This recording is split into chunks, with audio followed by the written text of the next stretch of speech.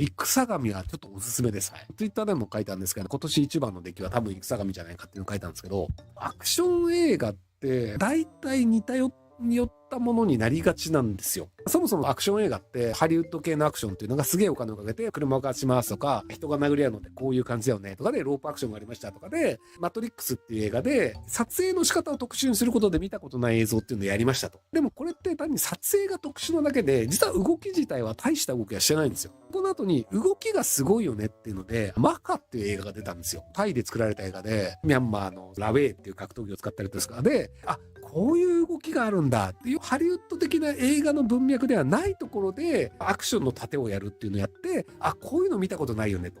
で、その後に来たのがインド映画。ムトゥ踊るマハージャとかトリプル R とかっていうので、めちゃめちゃ優秀なダンサーがすげえ時間をかけて完全に踊りを合わせるというのをやった結果、これを撮影するまでにやった練習期間だけで1ヶ月じゃ無理だよねみたいなことをやってきましたっていう、ひたすら時間と努力をかけたよねっていうところでインド映画すごいよねになったんですけど、去年あたりからディズニーが作ってて、真田広之監っていう、広之四天王の一の上の方の人にいる人が将軍っていうドラマを作ったんですよ。昔から映画版で言うとラストサムライっていう映画だったりとか、侍が出てくるハリウッド映画っていうのが結構あったんですけど、でも刀を使う部分の盾というアクションっていうのはアメリカの人がやったんですけど、将軍に関しては日本の人がやったんですよ。なので足運びとかがちゃんと剣道をやる人の足運びなんですよ。外国人の人って剣と刀の持ち方、切り方、使い方ってあんま分かってないんで、剣と刀で同じ動きをしちゃうんですよ。日本の場合って剣道ってすり足なんですよ。重心をちゃんと乗せて前に行くとかじゃなくて、重心を分からないようにしてじりじり動くっていう。なんで袴というのを着るかっていうと、膝の位置が分からないようにするんですよね。膝の位置によってこっち側に進んでるな、こっち側に進んでるなって分かってしまうので、中世の騎士とかって普通に甲冑で膝の子って分かるじゃないですか。バンバン近づいてって鎧があるから当たっても大丈夫でぶん殴るっていう、そういう戦い方なんですよ。中世の剣っていうのは切れるんじゃなくて、ものすごく重いものでぶん殴るに近いんですよ。ぶん殴って切るみたいな、刃物としての切れ味とかじゃないんですよね。もう動きを隠す必要もなく、鎧着てるから何やられても大丈夫だってまっすぐ突っ込んでってまっすぐ切るっていう、どうしようもない戦い方をするんですけど、これが基本なんですよ。アメリカとかの刀を使う系。スター・ウォーズとかは黒沢監督の日本の映画を見て、こういうのやりたいよねって言ってジョージ・ルーカスが作った映画なんですけど、時代劇的な刀の動きって剣と違うんですよ。なので重いものでドーンとかじゃなくて、速さと当て方なんですよね。で、そういうのをやりましたというので、日本刀を扱った時はこういう動きをするよねっていうのを将軍でやって、海外の人から見るとアクションおもろってなったんですよ。あんまり見たことがない動きをするよねっていう。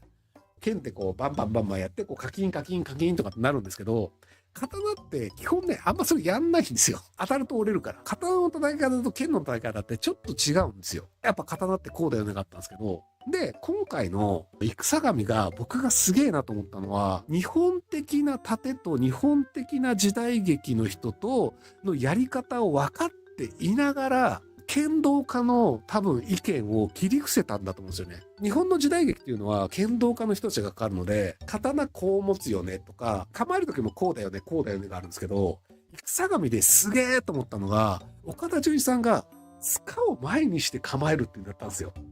塚が前で、ここにこう手があって、後ろに刃があるっていう、これ切られたらこう終わりじゃん。全然意味ない構え方で、これね、日本だったら超文句言われて、そんな構え方で戦えるわけないだろって言われちゃうんですよ。本当にそうなんだけど、でも、それって見たこともないし、かっこいいんですよ。で、岡田さん分かってるんですよ。これで戦えるわけないよねって絶対知ってんだけど、でも、そっちの方がかっこいいよねっていうので、時代劇とか盾とかをきちんと分かった上で、でもこうやった方が絶対かっこいいよねっていう、かっこいい戦い方に振ってるんですよ。これすげえなーと思ってて、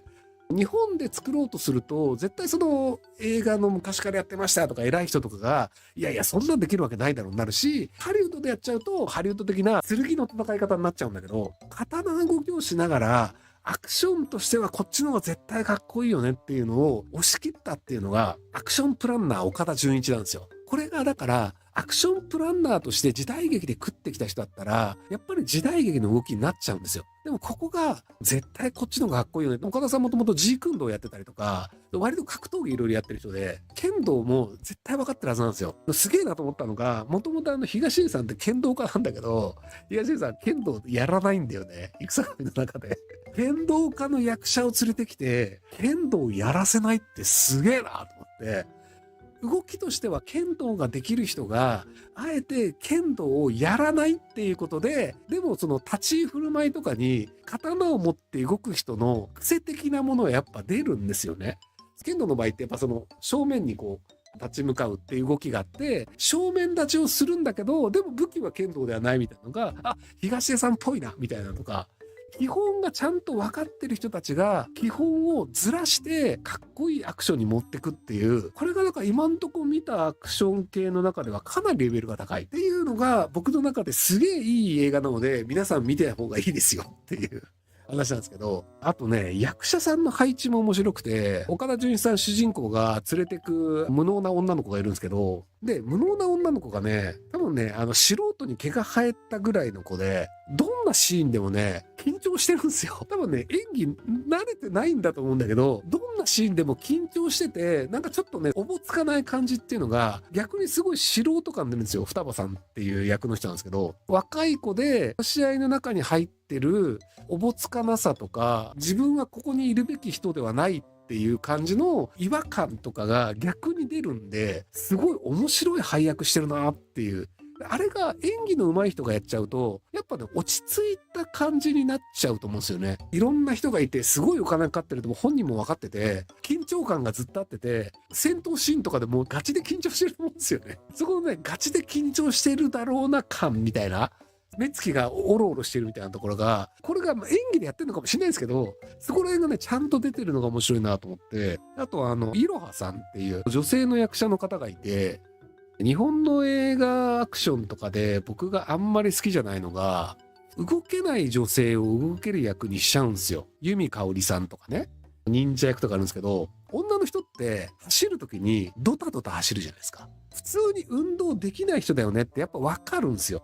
で、走ってって、ちょっと高いところにジャンプして乗りますっていう時も、よっこいしょって乗り方するんですよ。脚力がそんなになくて、体重がある人って、自分の重心を動かすっていうのが、自分の重心の全てを動かすために一回足を溜めてっていうのをやるので、やっぱね、遅いんですよ。で、男性とかアクションやってる人っていうのは、重心高いままひょって乗れるんですよ。でね、清原さんそれやるんですよ。もともとダンサーだったので、多分そういう動きができるんだと思うんですけど、だから、すげえいい役者入れてんなと思って、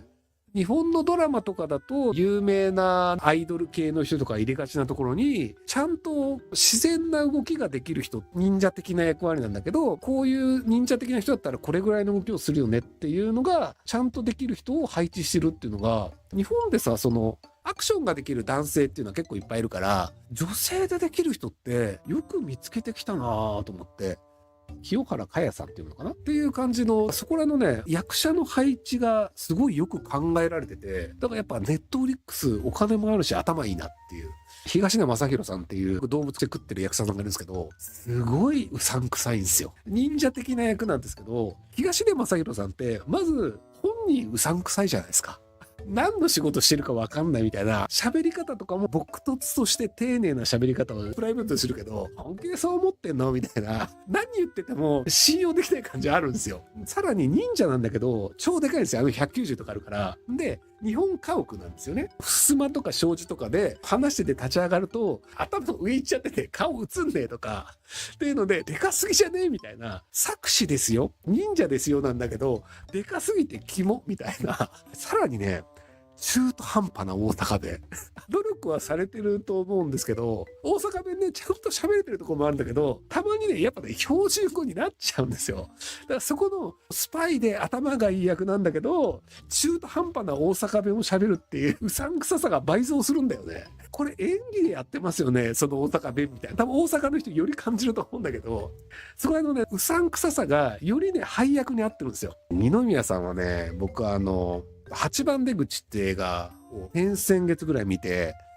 すげえハマり役だったんですよね。8番出口っていう、ただ同じ通路を辿ってるんだけど、ずーっとなんか同じところをぐるぐる回ってしまうっていうので、おかしなホラー映画みたいなやつがあるんですけど、二宮さんって言っちゃあるんですけど、すげえ普通なんですよね。岡田准一さんってやっぱ顔濃いじゃないですか。東出さんとかでかいじゃないですか。二宮さん多分そんなに身長高くないと思うし、めちゃめちゃイケメンってわけでもなくて、すっごい普通だから、マジで気味悪いんですよ。すごい普通な人が、すごい丁寧な喋り方をして、物事を説明してるんだけど、いやいや、あなた絶対普通じゃないでしょっていう、気味の悪さがあるんですよ。他の人たちってみんななんかちょっと一癖も二癖もありそうな人たちなんですね。山田孝之さんとかが警察官役やってたりとかで、いや、やっぱもうきつい顔しとるやんみたいな。阿部寛さんとかも、いやいや、悪者の顔してるやんみたいな。みんなね、やっぱ男性ね、濃いんですよ。伊藤英明さんとか。ですげえ濃い中に、一般男性が混じってんですよ。で、その一般男性の、でもなんか喋り方とかの異常な礼儀正しさとか、やっぱね、気味悪いんですよ。